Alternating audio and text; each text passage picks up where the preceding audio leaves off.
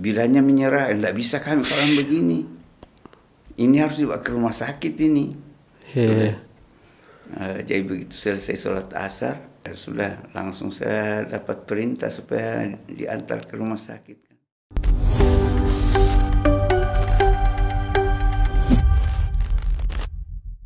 Ya itu baru 3 bulan di sini melahirkan, meninggal anaknya. Meninggal. Waktu itu belum datang ya, belum datang Ambe Indo, belum datang. Ya.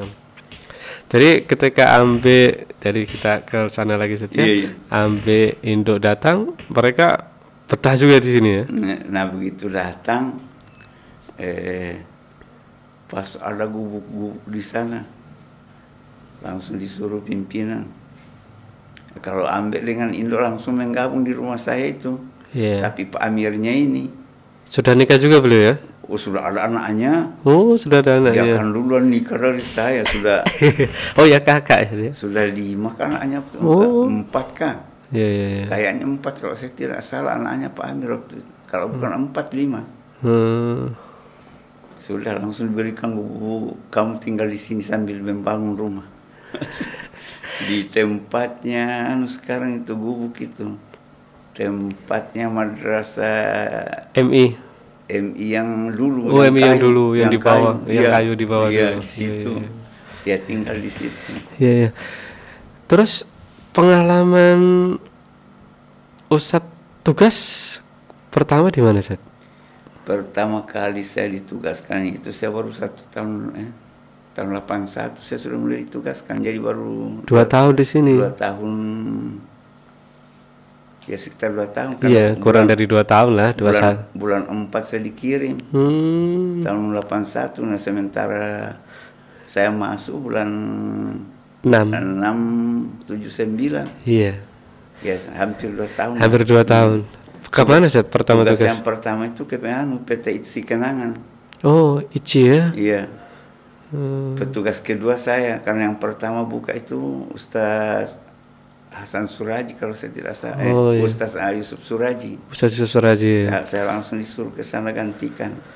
Waktu itu Ambe induk ditinggal ya? Oh iya tinggal. Jadi Ustaz sama berdua aja sama ibu. Kalau sudah ada anak. Sudah ada anak lagi ya? Mutmainah. Sudah ada 1 Mutmainah. Iya. Kalau Ibrahim, kalau saya tidak salah ingat sudah di sana baru dia lahir, bagaimana? Saya tidak ingat persis sudah. Ustaz putra putrinya ada berapa? 12 ya? Yang hidup 12 sekarang. Kalau jumlah seluruhnya kan 17 semuanya. Jadi 4 kali keguguran, 1 meninggal, yang hidup sekarang 12. Berarti 17 17 ini anak kandungnya, belum anak angkatnya ya Ustaz ya? Belum masuk anak angkat. Anak angkat anak yatim banyak. Dan semua itu 12 itu lahirnya macam-macam ya? Maksudnya di tempat-tempat yang berbeda-beda. Oh iya, 3 lahir di Manado, 2 lahir di Tarakan. Di ITSI saya ada? Di ITSI saya tidak ingat Mutmain itu masih lahir di Gunung Tembak kalau saya tidak salah. Kalau Ibrahim itu sudah lahir di Kenangan memang. Oh, di ITSI kan? Di ITSI. Ya, Kenangan dia. Terus nama anak-anaknya kok yang laki semua nama Nabi ya? Apa rahasianya? Rahasianya itu saya yakin Allah tidak sembrono memberi nama. Iya. Nah semua nabi-nabi itu kan sebenarnya walaupun orang itu yang kasih nama, sesungguhnya itu Allah yang rekomendasikan. Iya. Ada Ibrahim, ada Yusuf, ada Ishak, ada Yakub. Sampai saya pilih semua itu nama-nama nabi, tapi semua harus ada Muhammadnya karena saya tidak mau ketinggalan dari nama nabi penutup kan. Iya. Terus tadi tugas kan pertama tadi tahun 81 di ITSI Kenangan. 81 sampai pertengahan 82 selama 15 bulan di PT ITSI. Habis itu saya ditarik ke sini, terus ditugaskan ke Tarakan. Tarakan ya. Iya, ke Tarakan. Tarakan berarti 82 sampai 83 selama 18 bulan. Oh, 18 bulan. Di Karungan situ saja ya? Di Karungan sekaligus menangani ke kota. Oh, yang di Lingkas. Iya, jadi masih pembinaan masih dilakukan di rumah. Oh, Jadi jamaah-jamaah saya bentuk di Lingkas itu. Nah, rumahnya dia ada rumah baru dia bikin. Dia bilang kita jadi kamu musola aja dulu ini. Nah, jadi teratur pengajian kan tiap maghrib isya. Nah, kami waktu itu ditugaskan di Tarakan itu ada anak remaja 2 orang kayak disuruh temani saya. Nah, jadi kalau saya turun ke kota membina jamaah, dia yang saya suruh jaga kampus. Iya. Nah, sudah. Habis itu 83 kemana Set? Habis ditarik dari sana karena ada acara 1 Muharram di sini. Selesai itu langsung saya ditugaskan ke Bontang kalau saya tidak salah. Oh, sempat ke Bontang juga Ke Set? Bontang tapi cuma pas 3 bulan. Oh, 3 bulan. Iya. Habis itu saya ditarik langsung ditugaskan ke Manado. Ke Manado? Iya, tahun 84 sampai awal 85. Iya. Nah, yang habis itu selama saya tugas di Manado itu selama awalnya itu saya cuma 2 bulan. Iya. Membuka kan? Iya, merintis saja ya. Kenapa saya disuruh pilih di Manado? Belum bawa keluarga karena kan ceritanya membuka baru. Iya. Belum ada alamat belum. Ada. Sudah ada alamat. Justru kita ke sana itu gara-gara Pak Muhammad Salim itu minta supaya dia buka cabang di sana. Siapa Muhammad Salim, Ustaz? Itu yang pertama wakafkan yang di Kinilo itu gara-gara. Oh, yang di Kinilo itu ya. Dia baca di Panji Masyarakat. Kalau ada pesantren di Balikpapan namanya pesantren Hidayatullah mendapat penghargaan dari pemerintah pusat. Kalpataru. Langsung dia utus temannya ke sini minta supaya buka. Nah, sudah 3 kali dia datang minta, saya langsung dipanggil pimpinan kan. Pak Kadir, ini karena Pak Kadir sudah pernah ke Manado waktu Pak Amir Malis di sana bikin bengkel kan. Tahun 77 saya sempat berkunjung ke sana. Jadi sebelum ke sini Ustadz pernah ke Manado ya? Sebelum masuk pesantren. Iya, sebelum masuk pesantren. Saya masih di kampung. Jadi Pak Amir memang pekerjaannya sejak dulu bengkel ya? Bengkel. Oh iya. Sudah. Jadi Ustadz disuruh ke sana. Dia bilang Pak Kadir ke sana karena sudah ada pengalamannya di Manado. Saya bilang ya insya Allah. Nah jadi. Tapi Ustadz tidak bawa istri ya? Memang belum disuruh. Oh, belum disuruh. Karena ceritanya penjajakan kan. Iya. Nah, setelah saya di sana 2 bulan, ternyata kan ujiannya di sana berat sekali. Apa satu ujiannya? Ujian wanita. Oh, bayangkan. Kenapa wanitanya? Sementara kita tidur dia datang tidurin kita mau di macam-macamin. Kok bisa? Namanya wanita Manado gitu sudah. Ustaz tidur di mana? Di dalam masjid kan ada waktu itu kan ada ruangan. Karena tidak ada belum bawa istri kan saya tidur di mihrab. Iya. Kok saya diganggu? Biasanya saya kalau tidurnya itu jadi pakaian saya di mihrab. Tapi tidurnya di dalam masjid. Kok karena didatangin wanita sementara kita tidur ini tidak tahu kalau ada orang datang nanti terbang loh. Kok ada orang ini? Macam-macam kamu ya, anak-anak yang kita bina itu. Kok yang bisa? Umur puber. Kok berani Ustaz ya? Itu saya bilang luar biasa ujiannya di mana ada anak. Pas 2 bulan, saya telepon almarhum ke sini. Sudah ada telepon Ustaz ya? Sudah, tapi masih telepon kabel. Oh, telepon kabel. Teleponnya Pak Muhammad Salim itu. Iya. Saya telepon ke Ustaz. Saya bilang ini pas sudah 2 bulan ini Ustaz. Apakah saya lanjutkan atau apa diganti? Kalau saya disuruh lanjutkan, minta tolong kalau bisa supaya istri saya sudah dikirim ke sini sudah, karena saya bilang ujian wanita di sini berat sekali ini. Bisa ceritakan kan? Iya, saya kasih tahu memang. Iya. Karena bukan 1 kali itu peristiwa begitu. Oh, Dan lain-lain juga perempuannya. Iya, lain-lain perempuannya. Ya Allah. Saya bilang tolong saya diamankan ini, jangan sampai terjadi hal-hal yang tidak. Iya. Sudah. Jadi Ustadz 2 bulan itu tidur di masjid ya? Belum Tidur di masjid. belum Tapi ada. sekaligus kan sudah membina ke kota. Iya. Nah, kadang saya harus bermalam di kota Manado di masjidnya dibina itu. Nah, binaan-binaannya almarhum Ustaz Muhammad Salim itu. Iya. Nah di situ dia lihat betul itu kok hebatnya dia tulah membangun membina begini. Nah sudah. Terus dikirim Ustadz anak sama istri? Belum, justru pimpinan bilang gini, Pak Kadir bersabar 15 hari untuk jadwal kapal kan, 15 hari satu kali ke Manado. Menyesuaikan kapal ya. Jadi temani dulu Ustaz Rahman supaya Pak Kadir bisa perkenalkan semua orang yang Pak Kadir sudah kenal. Jadi nanti jadwal kapal berikutnya baru Pak Kadir bisa kembali sudah setelah pimpinan kita sekarang ini. Setelah mana ini pernah ke Manado ya? Pernah. Dia yang pengganti saya pertama. Iya. Sudah. Jadi setelah dia ke sana 15 hari saya perkenalkan dengan jamaah-jamaah yang sudah saya bina. Baru saya kembali ke sini.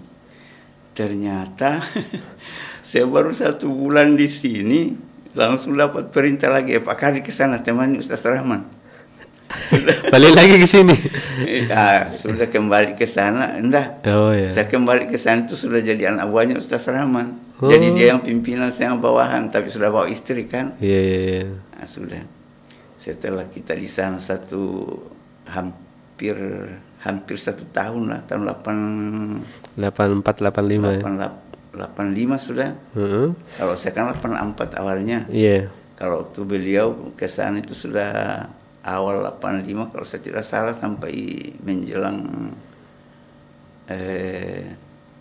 apa istilahnya dulu itu kalau pertemuan 1 Muharram itu. Muharram silaturahim, silatnas. Belum istilah silatnas, ada istilahnya dulu apa? Lupa saya. Sudah setelah tiba itu karena semua yang ada di cabang itu dipanggil kalau acara itu kan. Iya Muharraman ya. Maka perintah yang kita terima ke sana itu Pak Kadir dengan Ustaz Rahman pulang ikuti acara, tapi Pak Kadir tinggalkan istri. Kalau Ustaz Rahman disuruh bawa istri. Oh, beliau sudah nikah juga ya? Sudah. Oh ya, beliau sudah nikah ya? Sudah ada anaknya tapi masih kecil, sudah 3 anaknya kalau saya tidak salah waktu itu. Tapi Ustaz Rahman disuruh bawa anak istrinya? Disuruh ya. Ternyata setelah kami musyawarah bertiga dengan ada itu yang Ismail yang di Kalosi sekarang itu. Iya, yang di Kalosi. Setelah musyawarah kesimpulannya Pak Kadir juga harus bawa istri. Rawan di sini tinggalkan perempuan kalau tidak ada suaminya. Jangan sampai kita tidak ada di sini baru digangguin orang. Nanti kalau ditugasan ulang ke sini kan gampang bawa istri. Sudah akhirnya kita pulang semua. Bawa anak istrinya. Bawa anak istri. Nah, ternyata setelah sampai di sini memberikan laporan kan yang memberikan laporan kan Ustaz Rahman. Iya. Karena dia yang pimpinan sudah kan. Iya. Ternyata kesimpulan waktu berdasarkan laporan yang dilaporkan itu almarhum bilang untuk sementara Manado kita kosongkan. Dikosongkan. Yang di Kinilo itu ya? Yang di Kinilo. Nah, ternyata setelah dikosongkan selama 9 bulan kalau saya tidak salah itu sampai dikosongkan. Berulang kali sudah almarhum Pak Muhammad Salim datang minta supaya kembali dibuka. Nah, sudah setelah dia datang, nah baru apa kata beliau, saya masih bisa kirim orang ke sana, tapi harus resmi sebagai cabang Hidayatullah. Karena kalau petugas saya dari sini dikirim dan tetap atas nama pesantrennya Pak Muhammad. Oh, beliau punya pesantren ya? Panti asuhan waktu itu. Oh, panti asuhan.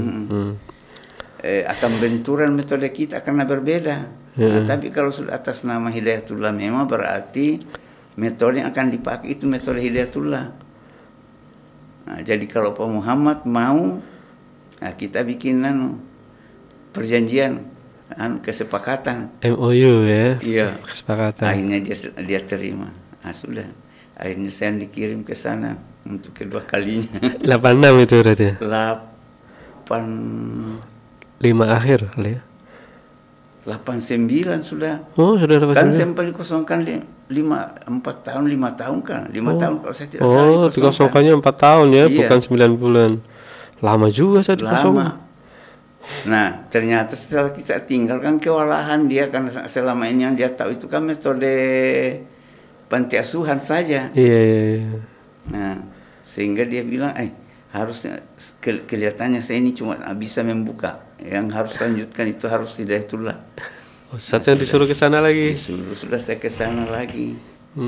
Lanjutkan. Itu sempat saya di sana dari tahun 89 sampai 97. Ih, lama betul nih.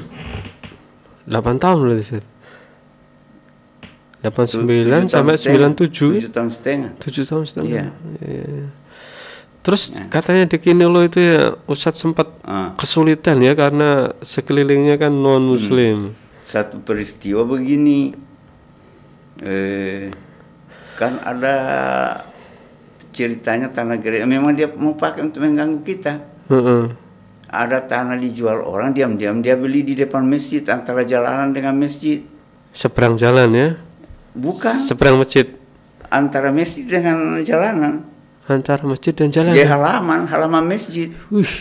Dia datang mau pagar. Dipagar. Mau dipagar, cerita mau bikin bangunan. Bangunan apa, Ustaz? Wallahu alam, mau bikin gereja ceritanya. Memang mau mengganggu. Niat mau mengganggu ya. Jadi katanya itu sudah berapa bulan disosialisasikan di gereja. Bilang kalau kita mau membangun di situ baru orang pesantren larang, kita bunuh. Tapi kalau dia diam-diam aja, kita lanjutkan bangunan kita. Kita belum tahu kan karena pembicaraan dilakukan di gereja ini. Nggak dengar ya, nggak tahu. Nggak tahu. Nanti setelah, ya caranya Tuhan mengatur itu. Kenapa pas saya mau ke rumah sakit karena saya sakit, menunggu mobil di pinggir jalan.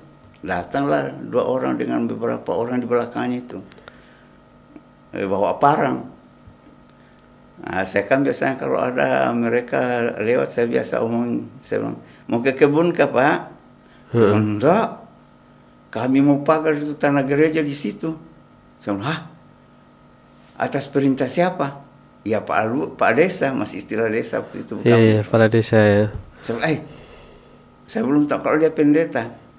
Saya bilang, tolong jangan dianu dulu, sebelum saya ketemu dengan Pak Desa. Jangan Bapak, enggak jadi saya ke rumah sakit. Padahal dalam posisi sakit. Dalam posisi sakit, karena tegang itu jadi jadi hilang. Jadi hilang sakitnya. Saya langsung tugaskan Pak Maskor. Pak Maskor, segera pergi lapor ke Polsek. Supaya ditangani ini, jangan sampai terjadi hal-hal yang tidak kita inginkan. Saya bilang kalau sampai terjadi perkelahian antara orang Islam dan Kristen ini, biar polisi itu kewalahan mengatasi. Iya. Nah kalau mereka tiba-tiba datang pagar, baru orang-orang Islam melihat itu, kemudian dia datang pada berombongan membantu kita, kayak apa? Segera lapor ke sana supaya mereka turun tangan. Tolong kasih tahu, bilang ke sana, awasi ini, jangan sampai terjadi pembakaran ini. Sekaligus satu orang, saya tidak ingat siapa yang saya suruh ke kantor lurah, kantor desa. Nah, sudah. Akhirnya ternyata jam 11 datang sudah kepala desa. Orang-orang mau pagar ini sudah ramai di depan masjid itu. Yang mau pagar itu ya? Iya. Cuma karena saya larang kalau tidak ada komando dari desa, kan jam 11 baru datang kepala desanya. Saya bilang, Pak Desa, rawan ini kalau bapak-bapak mau pagar begini nih, ini bisa terjadi perkelahian antara orang Islam dengan orang Kristen ini. Nah kalau itu terjadi, jangankan Pak Desa, polisi akan kewalahan kalau sampai hal ini terjadi. Jadi jangan diizinkan. Dia bilang ini kan sudah tanah gereja memang. Saya bilang iya tapi rawan, jadi tolong jangan. Langsung dia bilang kalau begitu kita bicara di atas dulu ya. Langsung kita naik ke beranda masjid. Sudah datang polisinya juga. Setelah datang dua sudah saya di atas bertiga dengan polisi. Saya bilang tolong dia ini jangan dibiarkan, ini bahaya sekali ini kalau mereka mau pagar itu. Walaupun saya tidak katakan itu bukan tanah gereja, tapi kalau ini terjadi karena pas di halaman masjid. Kecil aja itu tanahnya cuma 10 kali 1 kapling lah satu ya? Iya, 10 kali 12 kalau tidak salah. Artinya ukuran 1 kapling iya. Lah ya. Jadi itu di halaman masjid terbagi 2. Yang sepotong memang masjid punya, yang pas di pinggir jalan itu yang ukuran seperti itu gereja punya. Iya. Sudah. Akhirnya sekaligus kan saya, kalau saya tidak salah Pak Maskur juga kan yang saya tugaskan untuk ke kejaksaan. Saya bilang pergi lapor di kejaksaan, pas kepala kejaksaan kan muslim. Iya. Kasih tahu supaya turun tangan ini menangani masalah, jangan sampai terjadi hal-hal yang kita tidak inginkan. Atau ya antisipasi iya, saja. mengantisipasi sudah. Nah setelah itu akhirnya tidak jadi mereka pagarkan. Kesepakatannya nggak jadi. Tidak jadi.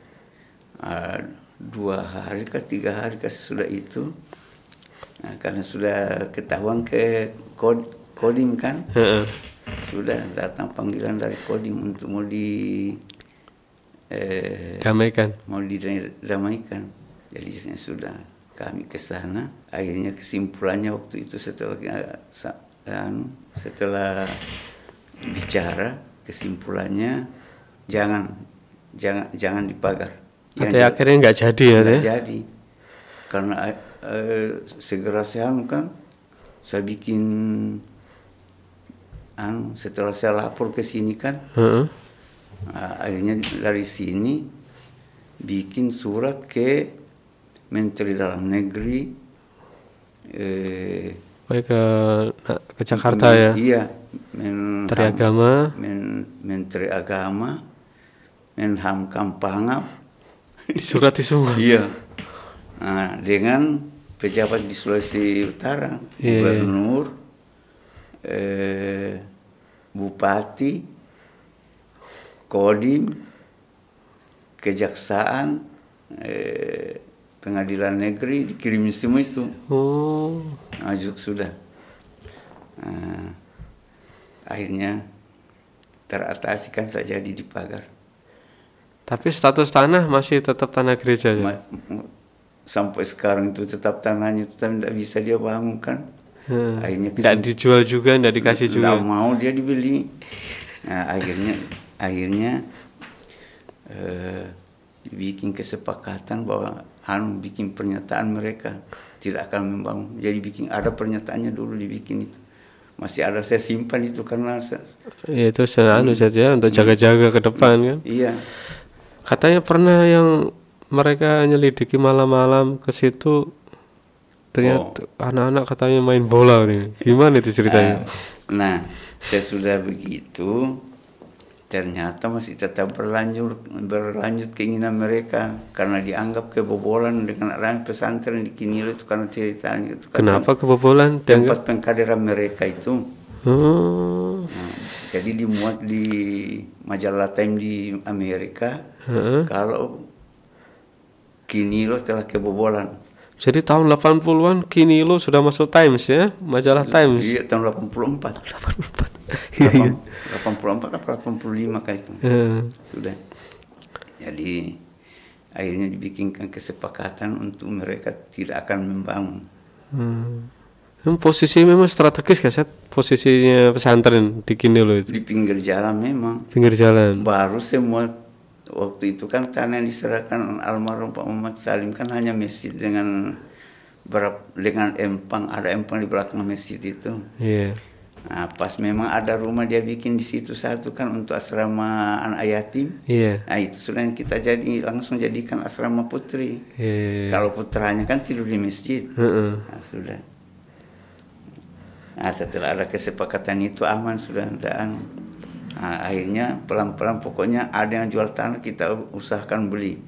Caranya gimana sih? Caranya kalau ada yang mau jual, saya minta tolong ke donatur saya dari kepolisian supaya atas nama mereka, karena kalau dia tahu bilang pesantren yang beli tidak mau. Jadi kalau pesantren beli mereka tidak mau, nggak mau jual, tidak mau jual. Nah, alhamdulillah dengan bantuan dari teman-teman dari bapak-bapak kepolisian itu berhasil dibeli berapa kaplingan, kebun di sekitar situ ya. Iya. Kalau yang di depan rumah itu, di depan masjid itu memang rumah. Nah, sekarang luas kan Ustaz ya? Kalau yang sekitar masjid itu sudah ada kayak, saya nggak tahu adakah 2 hektar itu. Wah, lumayan dong, besar berarti. Cuma waktu saya sudah tidak ada di sini diganggu lagi oleh mereka katanya. Jadi kalau yang itu tadi cerita mereka malam-malam, ceritanya itu mau kasih hancur kubah masjid. Jadi tapi kan kita tidak tahu karena mereka programnya di gereja. Iya. Nah pada suatu malam yang mereka sepakati untuk ceritanya mau turun menghancurkan kubah masjid itu. Iya. Dengan catatan kalau orang di pesantren itu diam aja, jangan diganggu orangnya, masjidnya aja yang kita hancurkan. Tapi kalau mereka melawan, dibunuh. Itu kesepakatannya. Kesepakatannya mereka. Itu sudah 3 bulan katanya disosialisasikan di gereja. Dan Ustaz tidak tahu? Tidak tahu kita. Nah, nanti sesudah 3 hari waktu dia mau turun itu, dia tunggu katanya rencananya kalau kita sudah tidur semua baru dia menyerangkan. Iya malam. Jadi dia turun katanya ke bawah itu jam pertama dia turun itu jam 1 malam. Jam 1 tengah malam memang ya? Iya. Nah, pas berseberangan jalan kita dengan polisi kan, dengan asrama polisi, dia turun. Tapi kan diturun dulu, disuruh ada petugasnya 1 motor 2 orang. Intelnya, bagaimana kondisinya orang di bawah ini.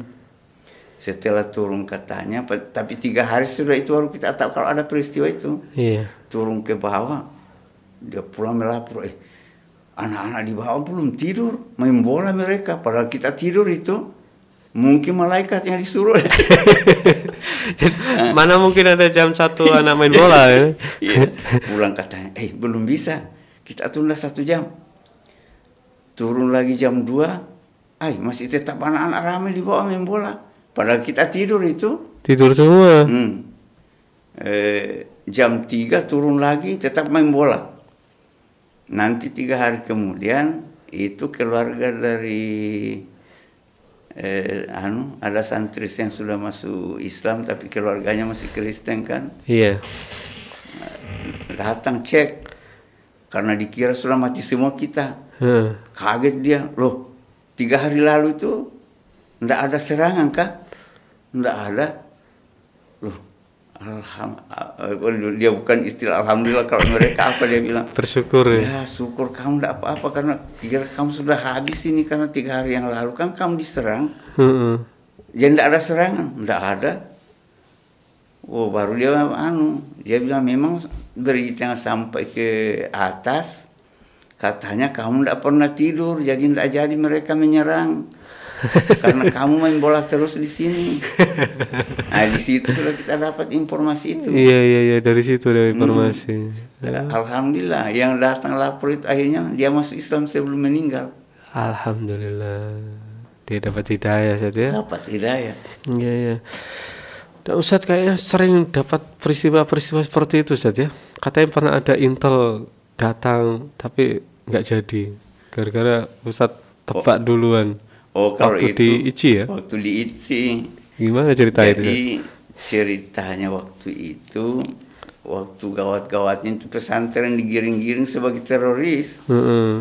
Jadi ceritanya dikirim untuk meneliti kita apa betul ada terorisnya. Iya.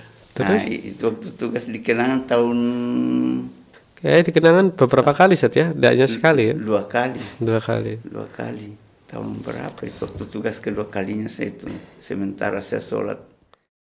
Waktu di Tarakan juga banyak orang sampai sekarang kalau Ustadz Kadir ke sana itu wah senang sekali. Kira-kira apa rahasianya Ustadz? Iya, itu saudara rahasianya itu bahwa kita mendakwakan Islam ini bukan karena faktor materi.